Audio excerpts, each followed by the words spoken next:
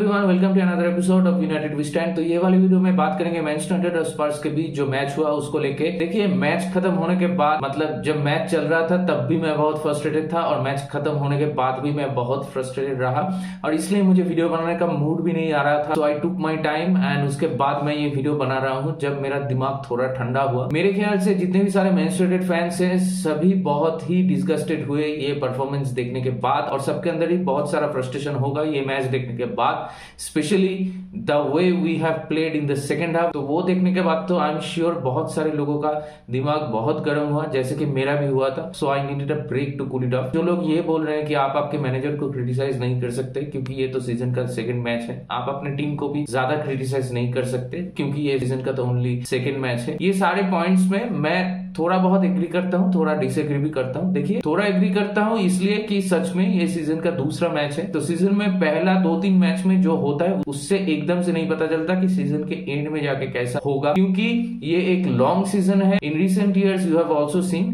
कि हम लोग बहुत ही स्लो स्टार्ट करते हैं। जैसे लास्ट वाले सीजन में भी हम लोग पहले 2 मैच में दोनों ही मैच हारे थे और 6 गोल कंसीड किए थे। जैसे कि मैं बोल रहा था, आप मैनेजर को क्रिटिसाइज कर सकते हैं क्योंकि जब पिछला सीजन शुरू हुआ था तो उसमें जब आप पहले 2 मैच हारे थे उस टाइम पे भी वो रिस्पॉन्सिबिलिटी मैनेजर का था जितना टीम का भी था और वो अकाउंटेबिलिटी जितना टीम का था उतना मैनेजर का भी था। लेकिन उस टाइम पे आप ये चीज बोल सकते थे कि as a Manchester United manager Erik ten Hag के कैरियर का ये पहला 2 मैच है, तो इसलिए उसको वो फ्री पास मिल जाता है कि हालांकि वो 2 मैच में हारे, गंदी तरह से हारे और 6 गोल कंसीड किए, तो उसको टाइम चाहिए एक सिस्टम डेवलप करने के लिए, जो कि हम लोग को बाद में देखने को मिला। हम लोग लास्ट सीजन में 3rd में फिनिश किए और उसके साथ साथ एक ट्रॉफी भी जीते, काराबाओ कप, और उसके साथ साथ एफए कप फाइनल में भी पहुंचे और यूरोपा में क्वार्टर फाइनल तक पहुंचे। लेकिन ये सारा चीज होने के बाद जब ये सीजन शुरू होता है तो ये सीजन का पहला 2 मैच है, ये अभी एरिक टेन हाग के करियर का as a Manchester United manager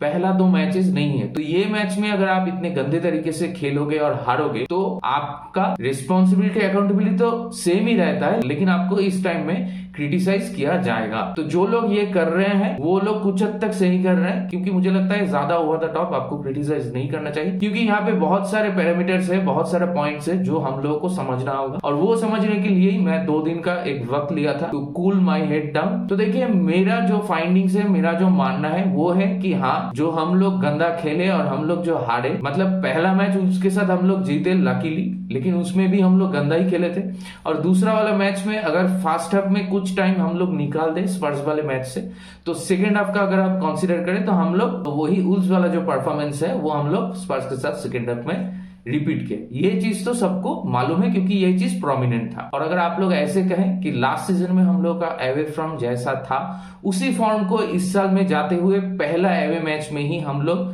कैसे भी करके रेप्लिकेट कर दिए सेकेंड हाफ में, तो वो चीज भी गलत नहीं होगा। तो देखिए, पहला जो पॉइंट है वो है कि टैक्टिकल मिस्टेक्स, जो टैक्टिकल मिस्टेक्स हुआ है वो सारा रिस्पॉन्सिबिलिटी आपका मैनेजर का ही है। देखिए, लास्ट सीजन में हम लोग का सिस्टम अलग था। एरिक टेन हाग लास्ट सीजन में जो सिस्टम फॉलो किया बाद में वो सिस्टम बेस था, पूरे जितने भी सारे प्लेयर्स थे हम लोग के पास उनका जो स्ट्रेंथ है उसके ऊपर हम लोग एक सिस्टम बनाए और उसके ऊपर ही हम लोग कॉन्सेंट्रेट करके खेले। तो जिसमें ज्यादा से ज्यादा मैचेस में हम लोग बॉल पोजीशन उतना नहीं रख पाते थे और हम लोग काउंटर अटैकिंग फुटबॉल में खेलते थे, जो सिस्टम हम लोग को कुछ हद तक ओले के अंदर भी देखने को मिला। तो देखिए, लास्ट वाले सीजन का जो टैक्टिक्स था, लास्ट वाले सीजन का जो सिस्टम था वो इस सीजन में जाते हुए एरिक टेन हाग एब्रप्टली चेंज कर दिया।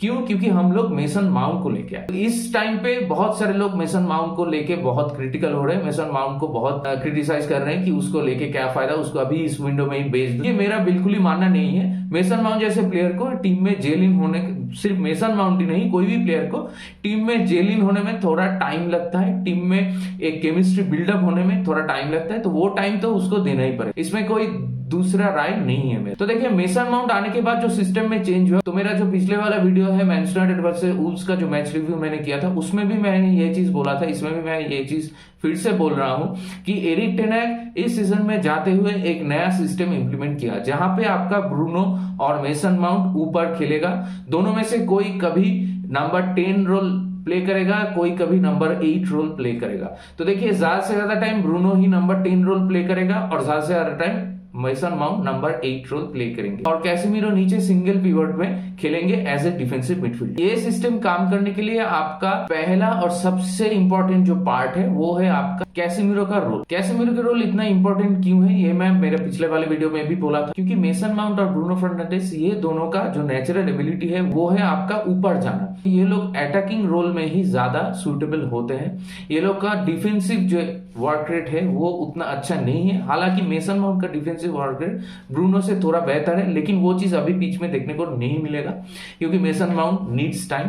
और उसके साथ साथ आप अगर देखो मेसन माउंट को हम लोग लाए फ्रेड के जगह पे, तो Fred as a disruptor play करता था कैसेमीरो के अलोंग साइड। तो इस सिस्टम में सबसे बड़ा जो नेगेटिव पॉइंट है वो है आपका कि कैसेमीरो सिंगल पिवट में आइसोलेट होके नहीं खेल सकता क्योंकि कैसेमीरो का एज हो चुका है। इसमें कोई दो राय नहीं है, क्योंकि कैसेमीरो जब भी आगे जाता है the space he left behind, वो स्पेस कवर करने के लिए कैसेमीरो को कोई दूसरा प्लेयर चाहिए जो आपका फ्रेड करता था एट टाइम्स। इसलिए फ्रेड और कैसेमीरो का जो पार्टनरशिप था वो बहुत ही इंपॉर्टेंट था। तो शुरू में आपका एरिक्सन प्ले कर रहा था अलोंग साइड कैसेमीरो। तो एरिक्सन आप लोगों को मालूम है कि एरिक्सन बहुत कंपोजर लाता है मिडफील्ड में, लेकिन कैसेमीरो का जो स्पेस कवर करना होता है वो भी कभी कभार एरिक्सन कर नहीं पाता क्योंकि एरिक्सन का भी एज हो चुका है। Let me remind you one thing कि ईपीएल में जितने भी सारे क्लब्स है, सारे क्लब्स में मोर और लेस बहुत सारे रनर्स भर भर के पड़े हुए हैं। मतलब वो रनर्स आपको पेस में एट एनी डे बीट कर सकता है। वो चीज हम लोग को देखने को मिला भी कि हम लोग का जो मिडफील्ड है specially Casemiro was bullied in the midfield, was outrun by every runner of the opposition teams। ये क्यों हो रहा है? क्योंकि कैसेमीरो अकेला आइसोलेट सिस्टम में खेल नहीं सकता। कैसेमीरो अभी वो एज भी नहीं रहा। तो ये चीज देखने के बाद अभी आप लोग कह सकते हो कि हम लोग का जो नीड था to go for Sofyan Amrabat वो अभी बहुत ज्यादा हो गया। It's high time now we have to go for Sofyan Amrabat. ये मैं क्यों कह रहा हूँ? ये इसलिए कह रहा हूँ कि अगर ये सिस्टम में एरिक टेन हाग गोइंग फॉरवर्ड जा रहे हैं तो ये सिस्टम में आपको कैसेमीरो की जगह पे सोफियान अमराबाद की जैसा कोई प्लेयर चाहिए। और अगर आप ये सिस्टम में नहीं खेलते हो, आप पिछले सीजन के सिस्टम में वापस आते हो फॉर द टाइमिंग, तो आपको एरिक्सन को वापस से लाना होगा। और उस टाइम पे कैसेमीरो के बैकअप के लिए अगर कैसेमीरो अच्छा नहीं खेलता तो उस टाइम पे आप सोफियान अमराबाद को यूज कर सकते हैं। तो इसीलिए मैं कह रहा हूं कि मैनचेस्टर यूनाइटेड को जल्द से जल्द सोफियान अमराबाद के लिए जाना चाहिए। लेकिन यहाँ पे एक दूसरा प्रॉब्लम भी है कि जब तक हम लोग प्लेयर सेल नहीं करेंगे तब तक हम लोग सोफियान अमराबाद के लिए नहीं जा पाएंगे। तो इसी दुविधा में हम लोग फंसे हुए हैं और जब तक हम लोग सोफियान अमराबाद जैसे कोई प्लेयर को नहीं लाते तो फिर एरिक टेन हाग को अभी फॉर द टाइमिंग ये वाला सिस्टम को चेंज करना ही होगा। कैसेमीरो के अलोंग साइड आपको इधर मैक्टोमिने या तो फिर एरिक्सन को खिलाना होगा, क्योंकि मेसन माउंट को जब आप कैसेमीरो के बगल में खिला रहे हो तो मेसन माउंट डिफेंसिवली आपको उतना हेल्प नहीं कर रहा है। जो कैसेमीरो स्पेस छोड़ रहा है वो स्पेस मेसन माउंट कवर नहीं कर रहा है। दूसरा जो पॉइंट है वो है हम लोग के ज्यादा से ज्यादा प्लेयर को देख के लग ही नहीं रहा कि वो लोग का मैच फिटनेस है to even play a 90 minute game. इस चीज को देख के ही मैं ज्यादा हैरान हो रहा हूं कि लास्ट सीजन में आप लोगों को उतना प्री सीजन में टाइम नहीं मिला था। हालांकि इस बार आपको प्री सीजन में 8 या 9 मैच खेलने का वक्त मिला था। तो इतना सारा मैच खेलने के बाद भी आप लोगों को मैच फिटनेस नहीं आया, ये कैसे हो सकता है? तो इस चीज को देख के आप कह ही सकते हो कि लास्ट सीजन में ब्रेंटफोर्ड के साथ हारने के बाद एरिक टेन हाग पूरा टीम को लेके 13 माइल्स ज्यादा दौड़े थे क्योंकि उनका टीम पिच पे दौड़ नहीं रहा था। तो मेरे ख्याल से वो चीज रिपीट करने का टाइम अभी आ गया है, क्योंकि उल्स के साथ भी साफ साफ पता चल रहा था कि ज्यादा से ज्यादा प्लेयर का मैच फिटनेस नहीं है, क्योंकि वो लोग कोपा भी नहीं कर पा रहे थे स्पीड से। और इस वाले मैच में भी सेकंड हाफ में हम लोग बुलीड हो रहे थे स्पर्स से। मतलब स्पर्स अच्छा खेला, अटैकिंग थ्रेट स्पर्स का अच्छा था, लेकिन डिफेंसिवली स्पर्स उतना अच्छा नहीं था मैच में। स्पर्स एट टाइम आपको बॉल वापस दे रहा था और आप क्या कर रहे थे, आप उस चांस को कैपिटलाइज नहीं कर पा रहे थे और आप उल्टा वापस से बॉल स्पर्स को ही दे रहे थे। तो ऐसा क्यों होगा? क्योंकि जो मेजर प्रॉब्लम है वो है आपका फिटनेस का ही, और ये चीज साफ साफ पता चलता है। तो मोटा मोटी मुझे लगता है कि इस मैच में जो चीज हुआ सेकेंड हाफ में वो है कि आपका जब फिटनेस नहीं रहता और आप देखते हो कि दूसरा टीम आपको स्पेस से बीट कर रहा है, आपको बुली कर रहा है मिडफील्ड में और all over the pitch most of the times, तो आप अंदर से फ्रस्ट्रेटेड हो जाते हो। आप कहीं से भी उस चीज को मैच करने के लिए आप बहुत ही इंपेशेंट हो जाते हो। इसलिए जब भी बॉल आ रहा था हम लोग कुछ क्रिएट करने की कोशिश कर रहे थे, हम लोग वाज इम्पेशेंट, और हम लोग के पास वो कंपोजर नहीं था कि हम लोग एक अच्छा खेले और एक 2-3 पासेस अच्छा खेल के एक चांस क्रिएट करें। हम लोग के पास जब भी बॉल आ रहा था, and we are always trying to do something out of nowhere to make it happen, लेकिन वो चीज हो नहीं रहा था। तो मुझे लगता है कि मेजर टॉकिंग पॉइंट्स यही 2 चीज है। जो मैनेजर की तरफ से जो टेक्निकल मिस्टेक्स हुआ उसको एड्रेस करना चाहिए, और दूसरी तरफ प्लेयर का फिटनेस लेवल पे बहुत ध्यान देना होगा। उन लोगों को ट्रेनिंग पे वो हार्ड वर्क करना होगा, जो कि मुझे लग नहीं रहा कि वो लोग कर रहे हैं। और इसी बात से मैं और एक चीज हाईलाइट करना चाहता हूं कि एरिक टेन हाग जब प्री सीजन में उनको टाइम मिला था 9 मैच का, तब मुझे लगता है कि शायद वो अपना फर्स्ट टीम के ज्यादा से ज्यादा प्लेयर को ज्यादा ही कुछ रेस दे दिया। मालूम नहीं अभी कि अगर ज्यादा रेस नहीं देते तो शायद वो लोग ज्यादा इंजरी प्रोन हो जाते। तो एक बैलेंस आउट आपको करना पड़ता है। At the end of the day आप कह सकते हो कि हाँ, ये सीजन का 2nd मैच है, तो इसीलिए थोड़ा बहुत छूट मिलेगा इन लोगों को। लेकिन सब लोगों को ही मालूम है कि ईपीएल कितना कॉम्पिटिटिव है। आप अगर 4-5 मैचेस में लगातार ऐसे ही परफॉर्मेंस देते रहे और लगातार पॉइंट लूज करते रहे, तो आप पहले आपके जितने भी सारे कंटेंडर्स हैं उनसे आप बहुत पीछे चले जाओगे। तो इस चीज को आप आगे जाते हुए एफोर्ड नहीं कर सकते। और तीसरा पॉइंट जो ये मैच को लेके वो है कि भाई रेफरी का जो डिसीजन था फर्स्ट हाफ में पेनल्टी को लेके, वो बहुत ही वाहियात डिसीजन था, क्योंकि it was a clear cut handball and it was a clear cut penalty. आपका जो हाथ था वो अवे फ्रॉम द बॉडी था, और बॉल का जो लाइन था उसको आप क्लियरली डिविएट किए थे। तो हाँ, आप लोग बोल सकते हैं कि वुल्व्स वाले मैच में भी एक क्लियर कट पेनल्टी था जो वुल्व्स को मिला नहीं, और इस मैच में जो पेनल्टी हम लोग को मिलना चाहिए था वो हम लोग को मिलना नहीं। यही पॉइंट मैं बोल रहा था पिछले वाले मेरे वीडियो में कि at the end of the day सब कुछ बैलेंस आउट हो जाता है, 50-50 हो जाता है। अगर 5 डिसीजन आपके अगेंस्ट में जाता है तो 5 डिसीजन आपके फॉर में भी जाता है। तो ये 5-5 जो 50-50 है, ये कभी 60-40 हो जाता है, कभी 80-20 हो जाता है। तो इसी चीज से मेरा दिक्कत है कि हाँ, मैं मानता हूं उसके साथ वो पेनल्टी था, उसको वो पेनल्टी मिलना चाहिए था, और मैं ये भी मानता हूं कि स्पर्स के साथ भी वो पेनल्टी था, हम लोग को पेनल्टी मिलना चाहिए था। तो जो चीज गलत है उसको गलत बोलना होगा। मेरे ख्याल से रेफरिंग जो हो रहा है और जो वार का इन्वॉल्वमेंट है, इसको और भी बेहतर करना होगा। इसमें एक कंसिस्टेंसी लाना होगा। इसको आप ऐसे मतलब इतना दिन बाद भी मेरे ख्याल से इसमें कोई मतलब अपग्रेडेशन नहीं हुआ। उन लोगों के डिसीजन मेकिंग के समटाइम्स जो लैक हो रहा था, जो इनकंसिस्टेंसी हो रहा था, जो आप कह सकते हो ये नया सीजन शुरू होने के बाद वैसा ही है। तो इस चीज में मेरे ख्याल से एक चेंज चाहिए। आपको एक डिसीजन मेकिंग में आपका एक कंसिस्टेंसी चाहिए आगे जाते हुए। तो देखते हैं आगे क्या होता है। और इसके अलावा इस मैच को लेके ज्यादा कुछ कहने का कोई बात नहीं है।